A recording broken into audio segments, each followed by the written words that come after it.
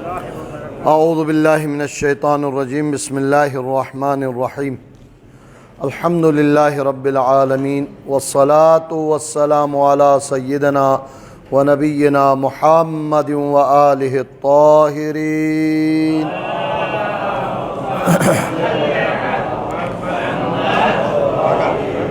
ولعنۃ اللہ علی اعدائہم اجمعین، اما بعد، فقال اللہ تبارک و تعالی فی قرآن المجید، بسم اللہ الرحمن الرحیم، ان ربک لبالمرصاد۔ صلوات پڑھے محمد وآلہ۔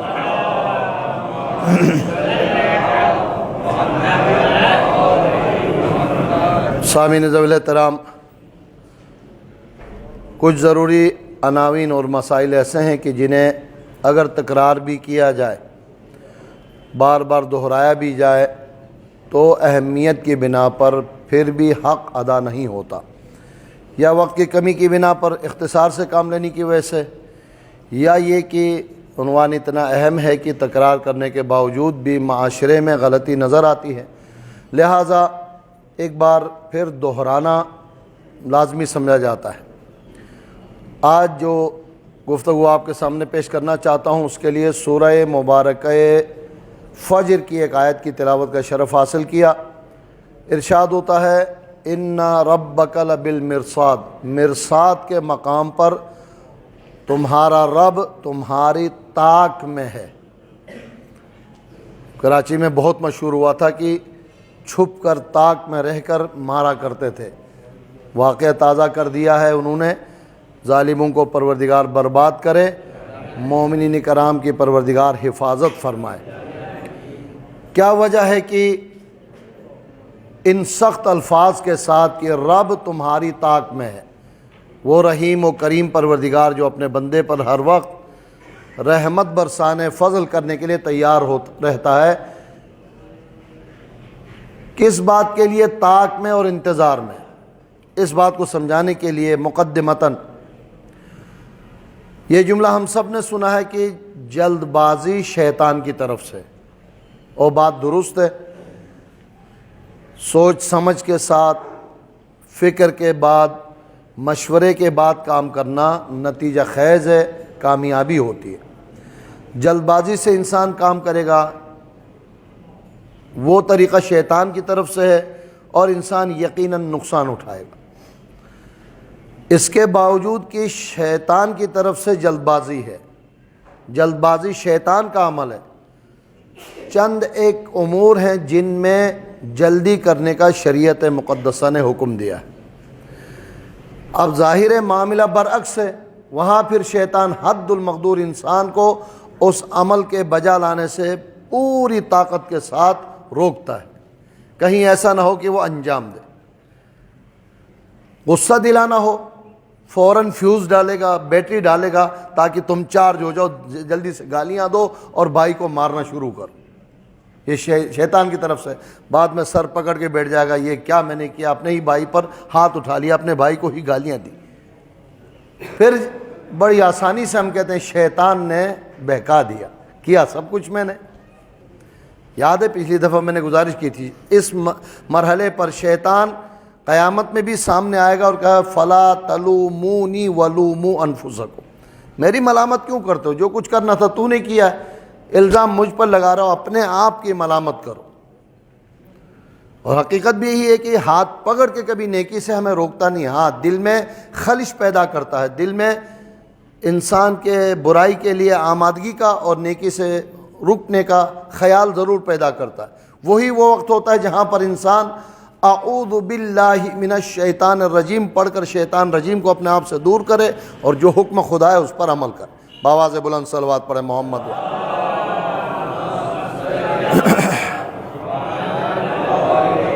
تو معاملہ برعکس ہوا، ہر کام میں جلدی شیطان کی طرف سے۔ چند امور ہیں، 5 کی عدد میں عرض کرتا ہوں آج آپ کی خدمت میں تبرکاً و تیمناً، کہ جن میں شیطان حد المقدور اس عمل کو تاخیر کرنے کی کوشش کرتا ہے، ہو سکے تو مومن کر ہی نہ سکے اتنا اس کو دھکے دیتا ہے اور تاخیر کرا دیتا ہے، اور مومن کی نشانی یہ ہے کہ اسے کبھی تاخیر نہیں کرتا۔ اسے سمجھانے کے لیے ایک حدیث کا سہارا لیتا ہوں میرے پانچوں امام، امام محمد باقر علیہ الصلاۃ والسلام،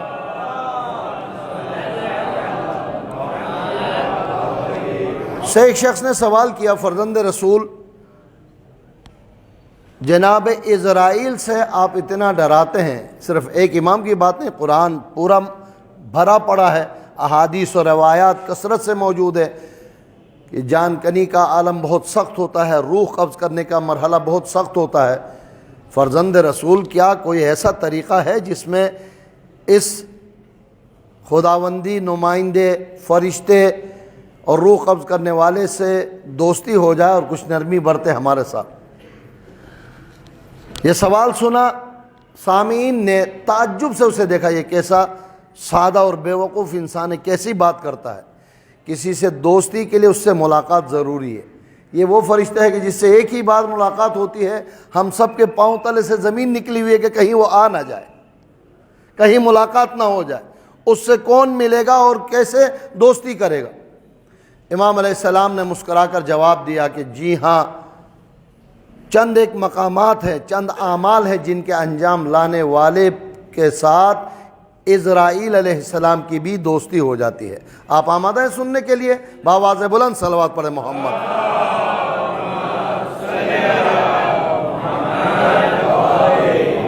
بچپن سے جب سے ہوش و خرد سنبھالا ہے، بچوں تک کو بھی معلوم ہے روح قبض کرنے والے فرشتہ اسرائیل ہے، موت کا فرشتہ اس کا نام۔ اور یہ خیال تقریباً ہر انسان کے ذہن میں راسخ ہے کہ بس اس کا ایک ہی کام ہے، لوگوں کو مارنا، جان سے مارنا۔ ایک دو ہاتھ مار کے چلا جاتا کوئی بات نہیں۔ امام علیہ السلام فرماتے ہیں جس طرح آپ نے سنا ہے کہ روح قبض کرنا اس کی ڈیوٹی ہے، ساتھ ساتھ اس کی ایک اور ڈیوٹی ہے۔ پچھلی دفعہ کسی مجلس میں نے چند مومنین کے سامنے یہ بات پیش کی تھی، لیکن میں نے عرض کیا ضروری عنوان کی بنا پر دوبارہ آپ حضرات کی خدمت میں پیش کر رہا ہوں، آپ وسیلہ اور ذریعہ ہیں، پھر جو مومنین نہیں سن سکے ہیں ان کو بھی بات پہنچ جائے۔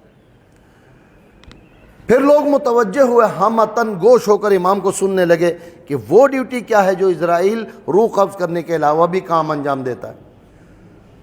کہتے ہیں کہ ایک مقام پر بیٹھ کر دنیا کے ہر گوشے کی طرف نظر رکھے بیٹھا ہے، دنیا کے مختلف مقامات پر نماز کے اوقات الگ الگ ہیں، جہاں جس جگہ پر نماز کا ٹائم ہو جاتا ہے، مارنے سے پہلے وہ دیکھتا ہے کہ کون مومن بر وقت اول وقت میں نماز ادا کرتا ہے۔ 40 مرتبہ، 40 دن نہیں کہہ رہا ہوں، 40 مرتبہ جس مومن کو اول وقت میں نماز پڑھتے ہوئے دیکھتا ہے، اس کے ساتھ جناب اسرائیل علیہ السلام کی دوستی ہو جاتی ہے۔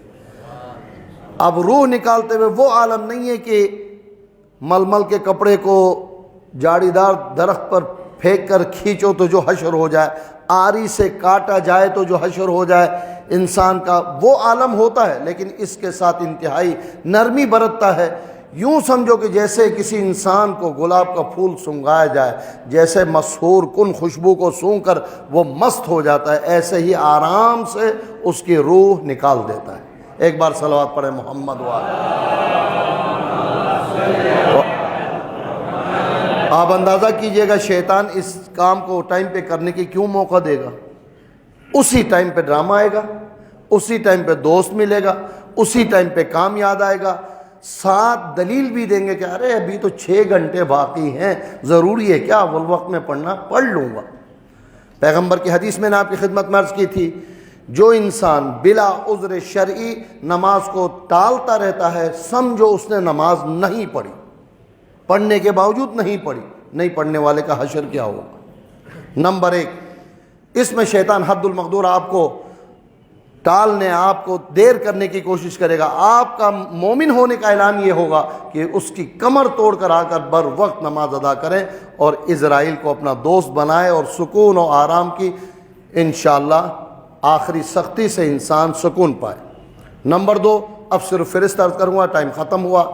نمبر 2، امانت کے ادا کرنے میں حد المقدور شیطان کہے گا بھی وقت بہت ہے، کہیں جاتا ہے کیا، دینا تو ہے دے دوں گا، یہ اپنا بندہ ہے بعد میں دے دوں گا، اور یہی باتیں ٹالتے ٹالتے ایک وقت آتا ہے کہ انسان پھر انکار ہی کر جاتا ہے، میں نے کچھ لیا ہی نہیں۔ قرضہ ادا کرنے میں، امانت ادا کرنے میں شیطان دیر کرے گا، مومن جلدی کرے گا۔ نمبر 3، وعدہ وفا کرنے میں، وعدہ وفا، مومن اوفو بالعقود، قرآن کا حکم ہے۔ مومن کی نشانی نمازیں کثرت سے پڑھنا نہیں، روزے کثرت سے ادا کرنا نہیں، حج و زیارات کثرت سے ادا کرنا نہیں۔ مومن کو مومن ہونے کے ناطے دیکھنا چاہو تو اس کے ساتھ وعدہ کر کے دیکھو کتنا پورا کرتا ہے۔ وعدہ بر وقت ادا کرنے کی کوشش کرے گا، شیطان حد المقدور اسے اس نیک کام سے دور کرنے کی کوشش کرے گا۔ کم از کم 1-2 تو آپ بتائیں، پہلا، دوسرا اور تیسرا۔ نمبر 1 نماز بر وقت ادا کرے گا، امانت، اور نمبر 3 وعدہ پورا کرے۔ نمبر 4، یہ جو کل پرسوں سے ایک موضوع ہم ذکر کر رہے تھے، شہداء کے لیے بے شک حقوق کا مطالبہ ضروری ہے، مگر اس طرح سے بے حرمتی جائز نے مجتہد کو کہنا پڑا، فتویٰ دینا پڑا، آرڈر دینا پڑا، اب لاشوں کو دفن کرو۔ عمومی طور پر شریعت مقدسہ فقہ جعفریہ کا حکم ہے کہ جس طرح قرض جلدی ادا کرنا ہے، وعدہ پورا کرنا ہے، نماز بر وقت ادا کرنا ہے، میت کو بھی جلد از جلد لے جا کے سپرد خاک کرو۔ یہ مومن کی نشانی ہے۔ یہ دوسروں کی ہے کہ وہ ٹال مٹول سے کام لیتے ہیں اور ہیلے بہانوں سے 3 دن 4 دن میت کو رکھتے ہیں۔ ہمارے ہاں شریعت کا حکم ہے، ہاں کوئی شرعی عذر ہے، معقول ریزن ہے تو بات سمجھ میں آ جاتی ہے۔ اس کے علاوہ مستحب ہے کہ اول وقت میں جیسے انتقال ہو جائے اسے دفن کر دینا چاہیے۔ چوتھی بات مکمل ہو گئی۔ 5ویں بات کے بعد صرف التماس دعا، ایک بار بآواز بلند صلوات پڑھیں محمد۔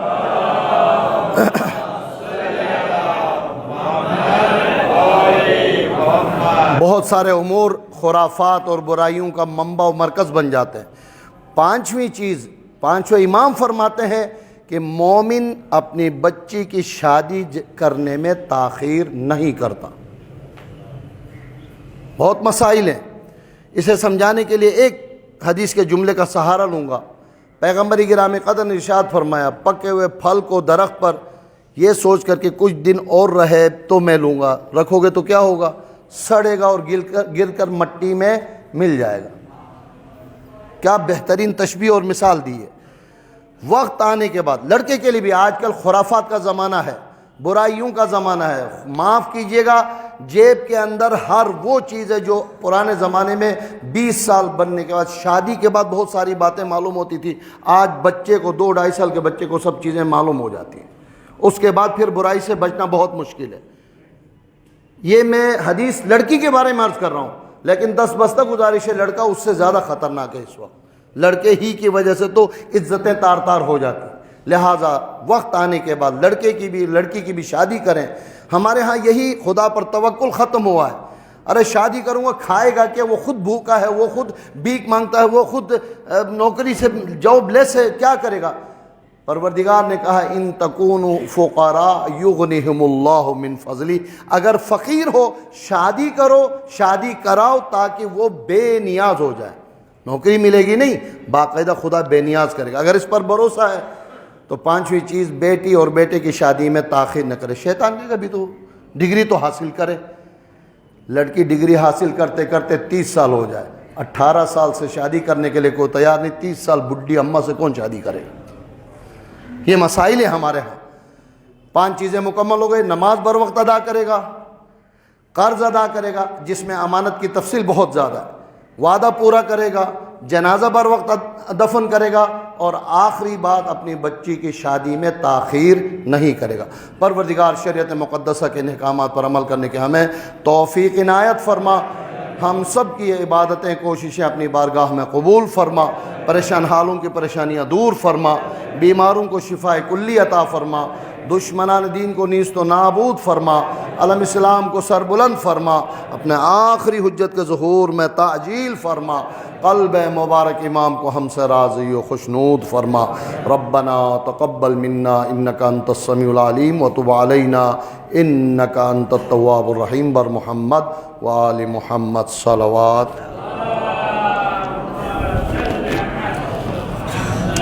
وإلى أرواح المؤمنين والمؤمنات